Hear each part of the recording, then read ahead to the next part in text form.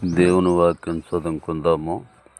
కీర్తనల గ్రంథము 144 12, 13, 14 వచనాలు చదువుకుందాం.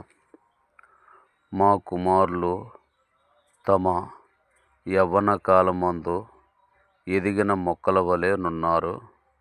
మా కుమార్తెలు నగర కొరకై చెక్కబడిన వలె నున్నారు. మా కొట్లు నింపబడి పలు విధమైన ద్రవ్యములకు నిధులుగా నున్నవి.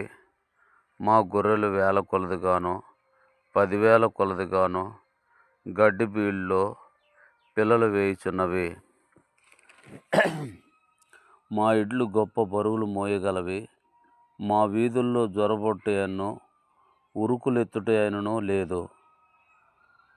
వాటిలో శ్రమగల వారి మొర వినబడుటైనను లేదు. ఇట్టి స్థితి గలవారు ధన్యులు. యెహోవా తమకు దేవుడు కల జనులు ధన్యులు. చాలు.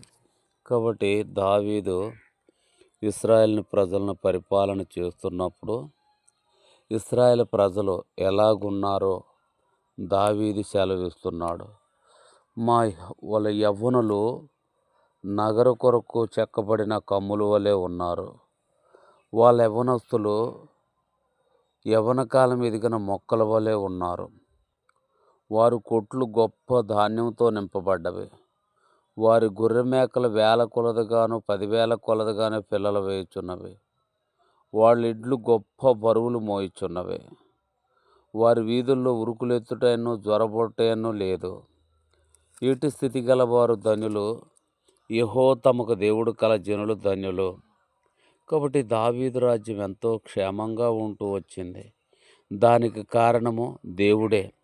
దేవుడు అడుగడుగున దావీదు రాజ్యాన్ని దీవిస్తూ వచ్చాడు. ఆనాడున్న దేవుడు ఈనాడుండి మనల్ని దీవిస్తాడు.